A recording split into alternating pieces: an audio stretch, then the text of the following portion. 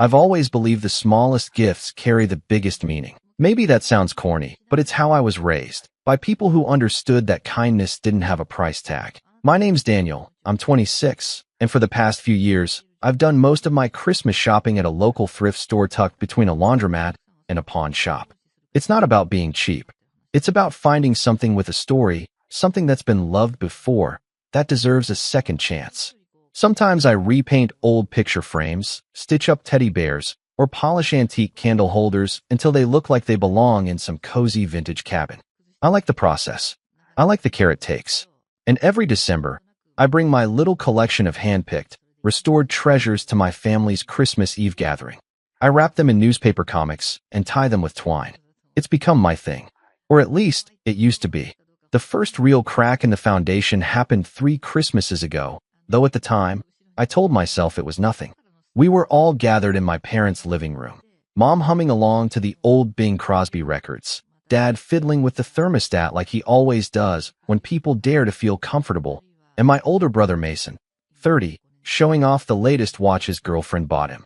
Mason's the kind of guy who gets his haircut every Thursday at exactly 2:30, drives a black Tesla, and says things like, "It's all about networking," when you ask how his startup's doing. He wore a blazer on Christmas Eve. I wore a hoodie with a ketchup stain from lunch. I handed out my gifts like I always did. To my niece, a hand-painted jewelry box with her name in curling letters across the top. To my parents, a vintage coffee grinder I'd spent weeks refurbishing, cleaned, oiled, and restored to a perfect crank. And to Mason, a copy of a rare book I'd found buried in the back corner of the thrift shop. The Art of War, leather-bound, gold-trimmed, with a handwritten dedication on the first page dated 1942. I thought he'd appreciate the aesthetic. He once called himself a business warrior. I thought it was corny, but maybe he'd see the gesture. He opened it, looked at the cover, then looked at me. Not a smile, not a thank you, just a short little snort of air from his nose. Then he turned to his girlfriend and said, "Is this a gag gift or something?" I thought he was joking. I even chuckled along, awkwardly. But he didn't laugh. Just slid it aside and reached for the next gift under the tree, a high-end VR headset from our parents. That night, in the car ride home, I tried to brush it off. Maybe I was reading too much into it. Maybe Mason had a weird day. Maybe he didn't like old books. It didn't mean anything, right? But that was just the beginning. Last year, things got worse. The family decided Christmas Eve would be hosted at Mason's place, his modern, sterile apartment in the city where everything smells faintly of lemon and money. I showed up with a box of gifts, carefully labeled, all thrifted and cleaned, just like always. I'd even made Mason a custom wall art piece with a quote from Sun Tzu laser-etched into reclaimed wood. Opportunities multiply as they are seized. I thought it might actually suit his weird alpha grind set personality. I even put it in a box lined with red silk I found at the fabric store. When he opened it, he didn't even hide his smirk this time. "Jesus," he said, holding it up for everyone to see. More trash art from Daniel the dumpster diver. A few people laughed. His girlfriend covered her mouth like she didn't want to, but she laughed too. I felt my cheeks go hot. I didn't say anything. I just took a sip of wine and forced a smile. Later that night, I overheard him in the kitchen telling one of his buddies, "Christmas is for people who actually matter. Dan still thinks it's a charity project." I stood there, in the hallway, holding my empty mug, trying to decide whether to laugh or cry. I didn't do either. I left early, blaming it on a headache. No one tried to stop me. Still, I told myself I was overreacting. Families tease. Siblings joke. Maybe Mason was just one of those guys who didn't understand sentimentality. Maybe I needed thicker skin. But this year, this Christmas, something shifted. And it all started with the gift I gave my grandpa. Grandpa John is 87. Ex-Marine, ex-mechanic, current master of crosswords and peppermint candy. He walks with a cane but still insists on mowing his own lawn. He's always been my favorite relative. Maybe the only one who really gets me. He tells me stories about his childhood growing up in the Dust Bowl, about fixing cars with baling wire and duct tape, about how he met Grandma at a dance by accidentally stepping on her foot. He keeps a shelf of precious things in his den, little objects with meaning. A shell from Normandy, a broken compass, a porcelain dog from his childhood, a small pine box with a worn photo of my late grandmother inside. So this year, I went all out for him. I found an antique pocket watch from 1907 at the thrift shop. Broken, but beautiful. I spent nearly 2 months learning how to clean and repair it. I studied tutorials, bought a loop, tweezers, even got a tiny screwdriver set. I cleaned the gears, replaced the spring, and got it ticking again. I polished the casing, re-inked the engraving. When I was done, it looked like something out of a museum. I placed it in a hand-carved box lined with soft felt and included a note explaining the work I'd done and why I'd chosen it for him. When Grandpa opened it on Christmas Eve, he stared at it for a long time. Then he clicked it open, listened to the tick-tick-tick, and whispered, "Haven't heard a sound like that since I was a boy." He didn't say much more, just nodded slowly and held it close. I thought maybe, just maybe, the night would be different this time. But then Mason had to ruin it. He was sitting on the couch in his buttoned-up shirt, watching everything with that half-smile he reserves for moments he thinks he's above. When Grandpa hugged me and whispered, "Thank you, son," Mason cleared his throat and said, "Man, you really went all out this year. How many dumpsters did you dig through for that one?" The room got quiet, just for a second. Then someone laughed. "Dad, I think." Maybe nervous, maybe not. And just like that, it was a joke again. I looked around the room, waiting for someone to say, "Hey, that's enough."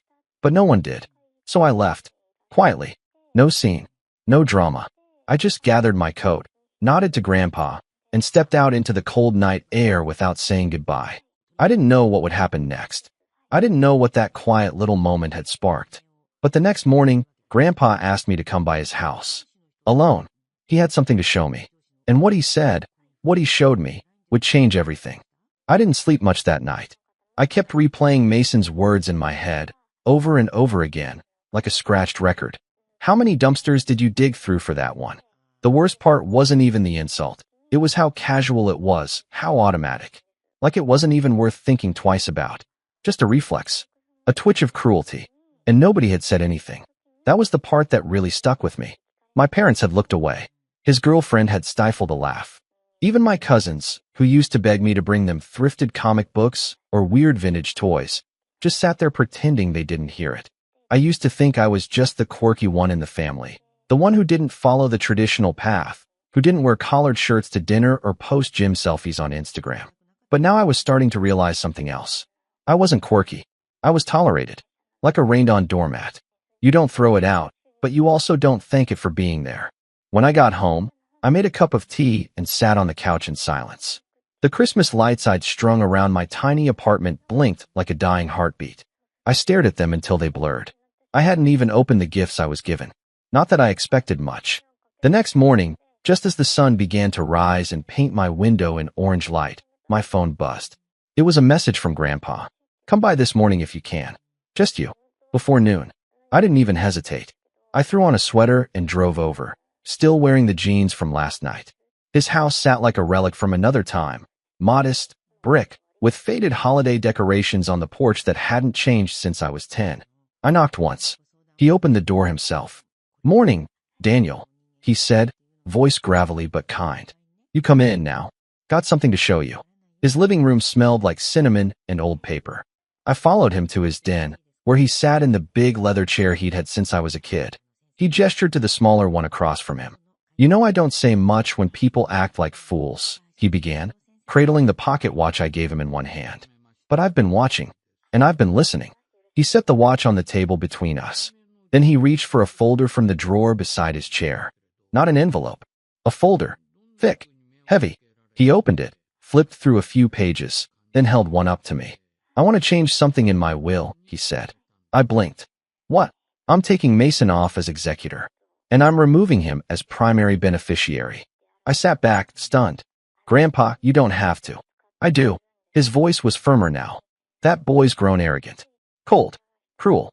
Reminds me of his father when he was young. Too much pride, not enough heart." He tapped the watch. This meant more than anything anyone gave me last night. Not because of what it is, but because of what you put into it." And he mocked it like it was garbage. I didn't know what to say. He leaned forward. "Daniel, this family, they forgot what matters." I watched your mother chuckle like it was some harmless prank. "Your father? He's been enabling Mason for years." I kept thinking maybe someone would speak up, but none of them did. "You've been carrying the weight of their silence too long." He handed me the paper. I've already called my lawyer. We're finalizing it next week. You'll be executor, and you'll inherit the house. I stared at him. Grandpa, He raised a hand. I'm not doing this out of pity. I'm doing it because you're the only one who still gives a damn. I left with the paper tucked in my coat and a knot in my stomach the size of a boulder. It felt like justice, but it also felt dangerous. Because if Mason ever found out, well, I didn't have to wonder for long. The next family gathering was New Year's Day brunch. Held at my parents' house, it was always a casual affair. Leftovers, board games, cheap champagne. I almost didn't go, but Grandpa told me to. He said, let the boy show his teeth first, then bite back. So I showed up, played the part, smiled, said, Happy New Year, like nothing had changed. Mason was there, of course, lounging like he owned the place, one arm around his girlfriend, the other flipping through his phone. He barely acknowledged me. Fine. That was normal. Then came the toast. My dad raised a glass of orange juice and gave his usual speech about family, growth, and moving forward. It was cookie cutter, harmless. But when Mason took the floor after him, everything shifted. I just want to say, he began, smiling like a politician, that this past year has taught me a lot, especially about success and who supports it. He glanced at me. Not everyone in this room understands what it takes to build something real. Some people still think flea markets count as ambition. A couple of snickers from the younger cousins. My mom chuckled nervously. But I'm grateful, he continued, because next year, when I take on my new role, he paused for effect. As executor of Grandpa's estate, I plan to preserve the family legacy with dignity. I blinked. What? I've already spoken to Grandpa, he went on. He told me his wishes. We're just finalizing the paperwork. I felt heat rise up my neck. He was lying. Boldly. Brazenly. I looked at Grandpa, who was staring at Mason like he'd grown a second head.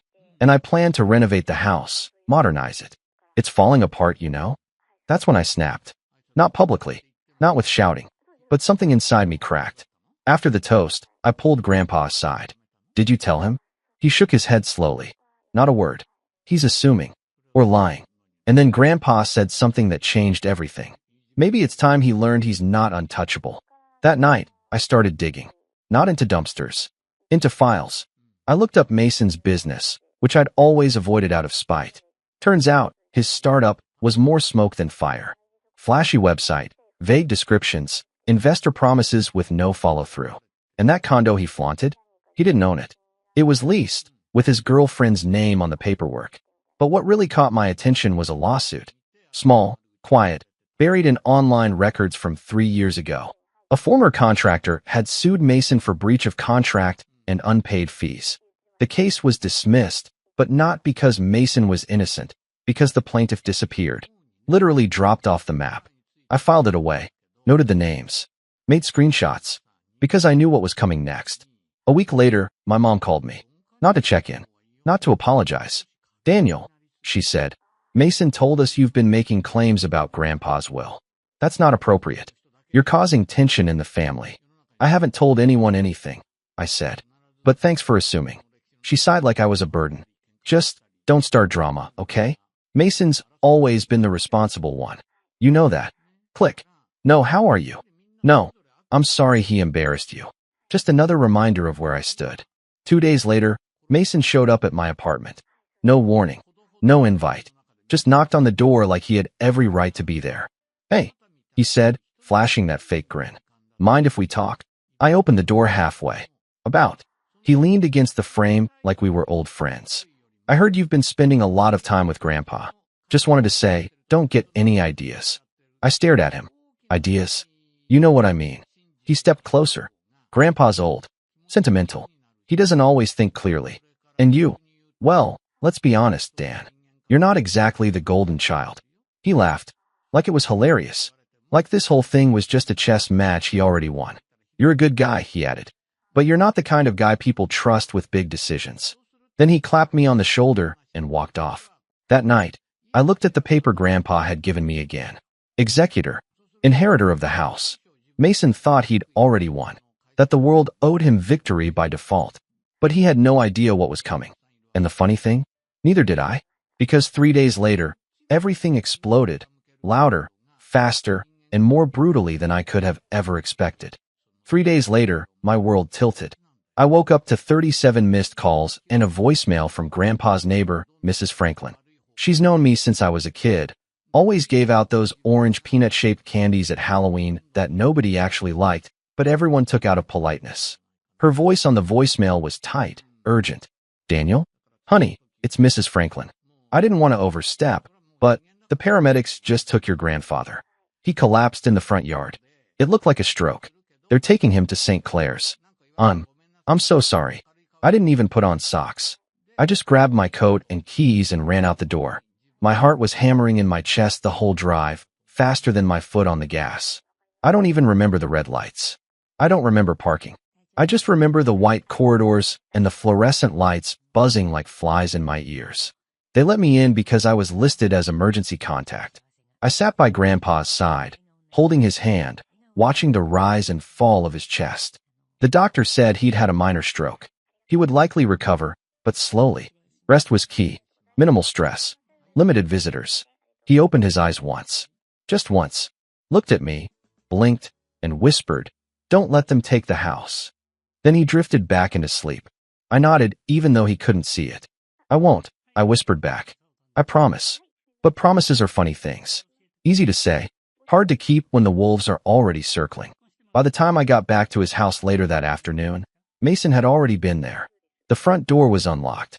The hallway smelled like aftershave, and the precious things shelf in Grandpa's den was bare. Gone. Every item. The shell. The compass. The box with Grandma's photo. The pocket watch. Gone. I just stood there. For I don't know how long. Then I walked from room to room. In the kitchen, the drawers were opened and rummaged through. The file cabinet in the hallway? Emptied. Documents missing. His will. The old one and the revised copy we'd made together. The house had been raided. Not by a stranger. By family. I called my parents. No answer. I called Mason. "Hey, little bro," he said, casual, like nothing had happened. "Something wrong. You were at Grandpa's house." "Yes, so? I'm the executor, remember? Gotta protect the property. You know, in case he doesn't pull through." "Where are his things, Mason?" There was a pause. "Then, what things?" I almost threw the phone across the room. But I didn't.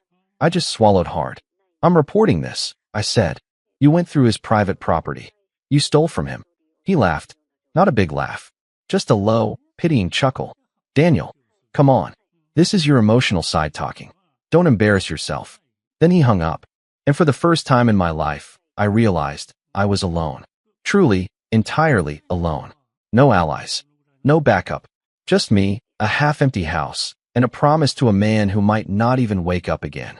That night, I sat on the floor of Grandpa's den, staring at the spot where his shelf used to be. I cried. I'm not ashamed to say that. Not anymore. I cried because it wasn't just about the things, it was about the erasure. Mason hadn't just stolen objects. He'd tried to erase Grandpa's history, his heart, his connection to me. And then, like someone flicked on a light inside me, I stopped crying. I started planning. First, I filed a police report. Not that I expected it to go far, but it created a paper trail.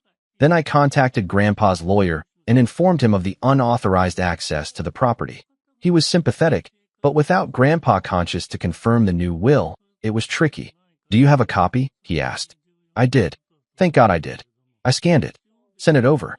The lawyer promised to do what he could, but with Mason's claims and the missing original, everything was in a precarious legal limbo. If Grandpa passed before speaking again, Mason could contest it. And win. So I started documenting everything. Every interaction. Every text. Every voicemail. Every visit I made to the hospital. I wrote down dates. Times. Witnesses. Mrs. Franklin agreed to sign an affidavit that Mason entered the house without Grandpa's permission. The lawyer said it might help.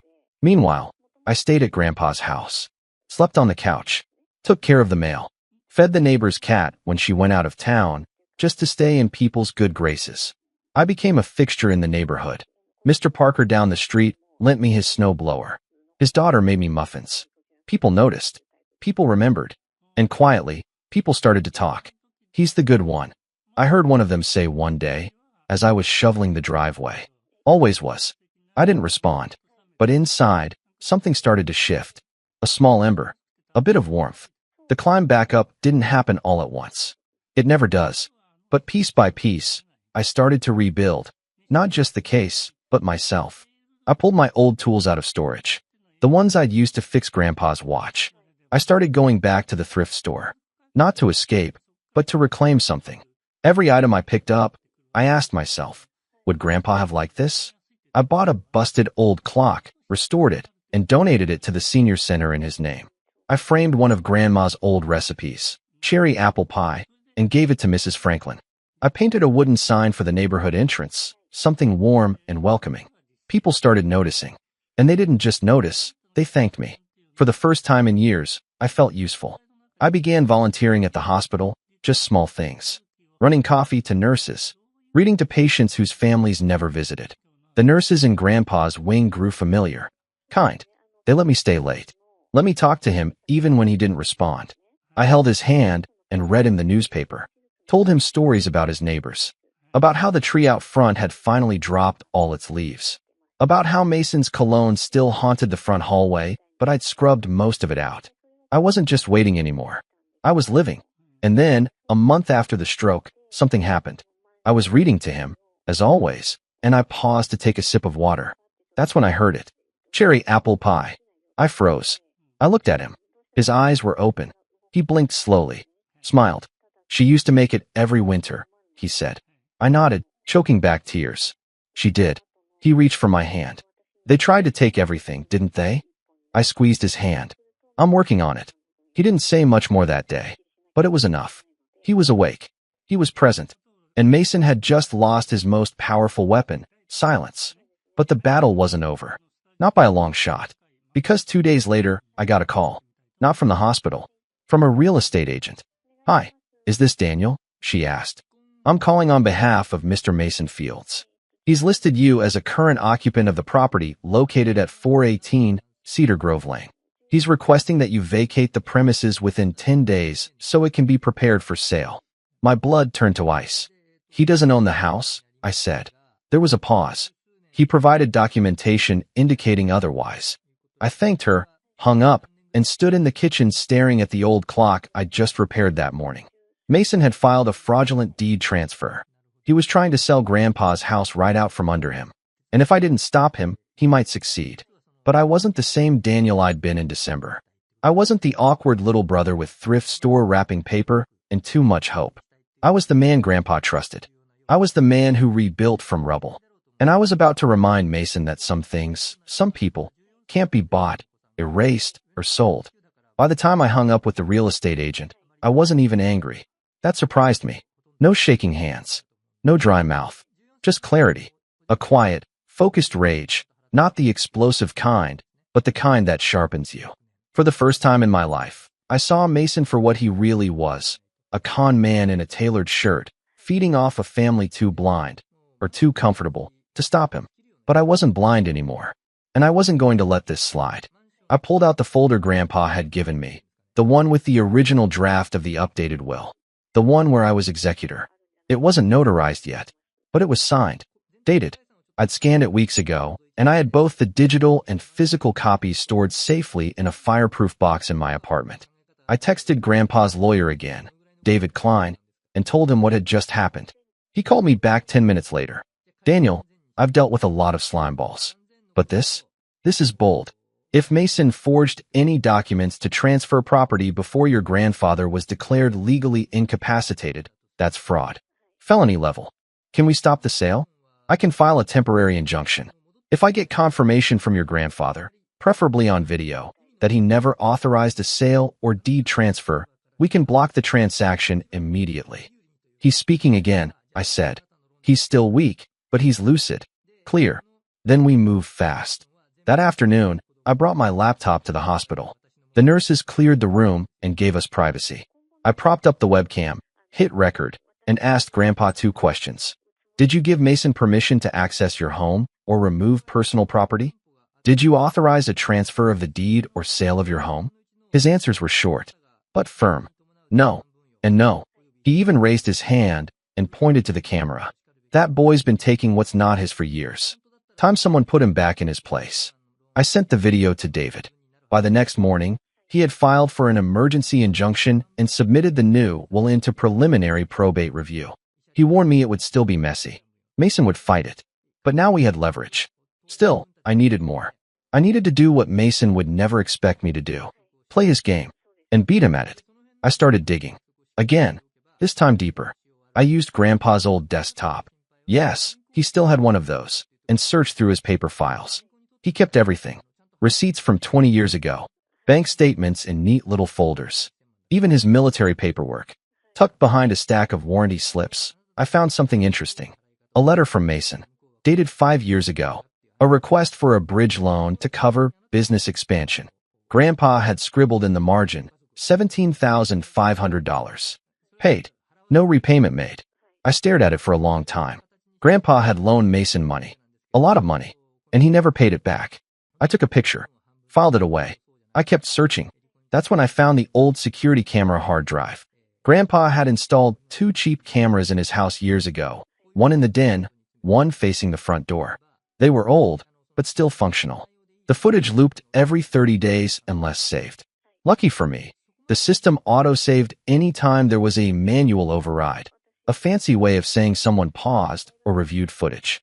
There was one saved clip. One. From 2 nights after Grandpa's stroke. I plugged it into my laptop, hit play, and felt my stomach drop. It was Mason. He had used a spare key, probably the one hidden in the birdhouse planter out front.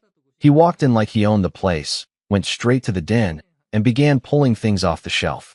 He rifled through the drawers, pocketed papers, and even paused to look at himself in the mirror. He smirked, like it was funny, like it was a game. I watched him leave with a duffel bag full of heirlooms. I downloaded the file, made 5 backups, one on a flash drive, one in the cloud, one I emailed to David, 2 more in separate, encrypted folders on my laptop. Then I changed the locks on Grandpa's house. The next part of the setup came down to people, allies, and that was trickier. See, when you grow up in a family where you're invisible, you don't really think of anyone as being on your side. But over the last few months, something had changed. The neighbors, the nurses, even Grandpa's old army buddy, Carl, who dropped by the hospital every other week with root beer and war stories. So I made a list. Mrs. Franklin? She saw Mason go into the house. She was willing to say so under oath. Carl? He remembered the loan Grandpa gave Mason. Even said Mason had once called Grandpa a walking wallet behind his back. The nurses? They'd seen Mason try to bully his way into Grandpa's room while he was unconscious. One of them had even written it up in the log. I started visiting people, asking questions, listening, and slowly, I began to realize something. Mason hadn't just burned bridges with me. He'd burned bridges with everyone. He was charming on the surface, but rude to service workers, dismissive to nurses. He snapped at receptionists. He demanded attention, but gave none in return. He treated people like props in the story of his life. And people remembered that. They were just waiting for someone to ask. I collected statements, sworn and signed. David said it was more than enough to begin probate contestation and file a restraining order to keep Mason away from the house. But that wasn't enough for me. Because Mason wasn't just greedy. He was calculated. And he was prideful. So I wanted to hit him where it hurt. Publicly. That's when I had the idea. I reached out to a local journalist, Anna Whitman. She ran a column in the city paper called Family Matters. Stories about inheritance disputes, elder abuse, community issues. She had once written a piece about a woman who fought off a wrongful eviction by her son and won. I sent her an anonymous tip. A wealthy tech entrepreneur. Forged deed transfer. Attempted sale of incapacitated grandfather's home. Video evidence. Witnesses. Financial records. A potential story of fraud, betrayal, and karma. She was interested. I didn't give her names. Not yet. But I gave her just enough to start digging. Then I called Mason. You need to come by Grandpa's house, I said. Oh, what for? There's something you should see. He showed up the next morning, wearing sunglasses, holding a coffee, like he was strolling into a brunch meeting. Thought you'd have the locks changed, he said, smirking. I did, I said, opening the door. But I figured you deserved a front row seat. He walked in, looked around, and frowned. Where's all the stuff? You mean the stuff you stole? Probably wherever you stashed it. He looked at me. You can't prove that. I handed him a flash drive. Watch it. Or don't. Either way, David has a copy. And so does Anna Whitman. His smirk faltered. You're bluffing. I'm really not. He stood there, frozen. I also know about the loan, the lawsuit, the fake deed transfer. Oh, and by the way, the house. It's off the market. For good. Court order. You think you can just... I know I can. Because I have facts. Proof. And you? You have a trail of lies and a reputation built on paper. He opened his mouth, closed it, then turned to leave. Before he stepped out, he paused. You always were the quiet one. Guess I underestimated you. No, I said. You just didn't see me. That's not the same thing. He left, and I knew he wasn't done. Not yet. But neither was I. Because the final blow was still coming. The part where I didn't just protect what mattered. I took back everything he stole, and made sure he could never do it again.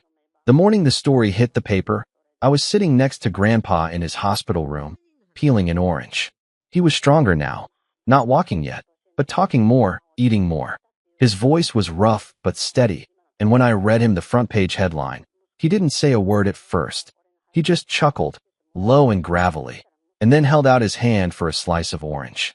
Tech entrepreneur under investigation for fraudulent deed transfer and elder exploitation, it read. Below that, sources allege attempt to sell incapacitated grandfather's home. Video footage and legal filings support contested inheritance claim. There was no name in the headline, but the article was unmistakably about Mason. It detailed the anonymous video, the injunction, the suspicious loan, and the missing heirlooms.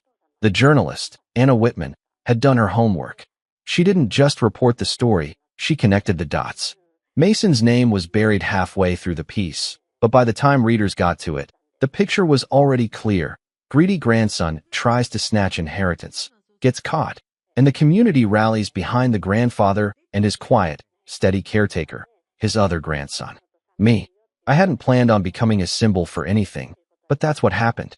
Calls started pouring in. Community members sent letters to Grandpa. The hospital got flowers.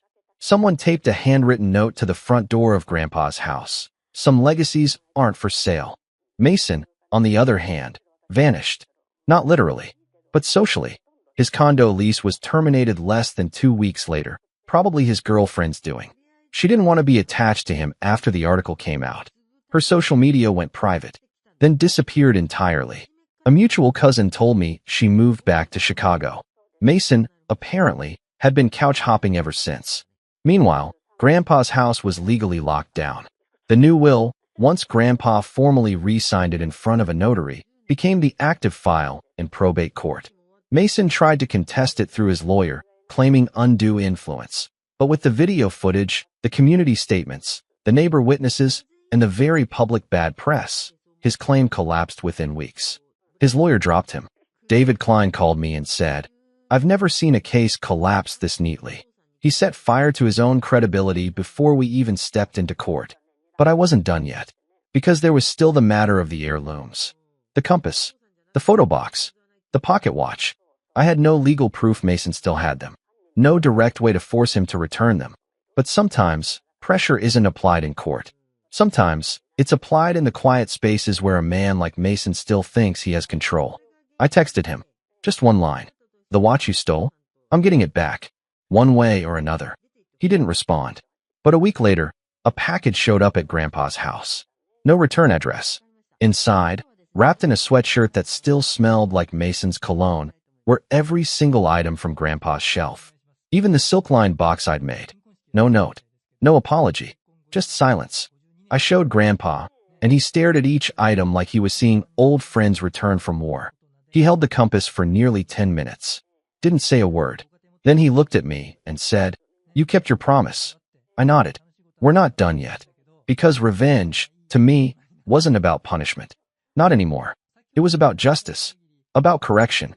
About pulling something broken into the light and saying, no more. So I gave the video footage to the state's Elder Abuse Task Force. They launched an investigation. I gave the unpaid loan documents to a civil attorney. Mason was sued for the $17,500 plus interest. He didn't show up in court. A default judgment was entered. The court authorized wage garnishment, though, to be honest, there weren't many wages left to garnish. His startup was already hemorrhaging. Clients had backed out. Investors ghosted him. A few people had recognized the name from the article and connected the dots. One even wrote a blog post about their experience being conned by Mason. It went semi-viral. In a matter of months, his empire of smoke collapsed. And I didn't even have to push. I just held up a mirror. As for me, life didn't change overnight. But it did change. Grandpa moved back into his house after 3 months of rehab. I helped modify it, grab bars in the bathroom, ramps at the door. Carl came over on weekends to help. Mrs. Franklin brought soup. The neighborhood, once just background noise, became something closer to family. And I found something else too. Purpose. I started taking on more repair projects. For neighbors. For friends. I posted a listing online. Restoration with story. Heirlooms brought back to life. People responded. Not because they needed perfect items, but because they wanted meaningful ones. The business grew. Slowly, honestly, without flash. Just me, my tools, and a workbench by the window. And one day, 6 months after it all ended, I got a letter. From Mason. Typed. 2 paragraphs. No salutation. I underestimated you. I won't pretend I'm sorry for everything, because I'm not. But I am embarrassed. You won. Fair and square. Keep the house. Keep it all. I'm done with this family. No return address. No way to reply. I read it once. Then twice. Then I folded it, placed it in the back of the photo box, and slid it onto the shelf in Grandpa's den. Restored, rebuilt, and glowing with quiet dignity. Because that letter wasn't for me. It wasn't closure. This, everything else, was rebuilding my life brick by brick, not with vengeance, but with intention, with care, with truth. And every now and then, someone asks me, how did you stay so calm? How did you not explode? And I tell them what Grandpa told me the day he handed me the pocket watch.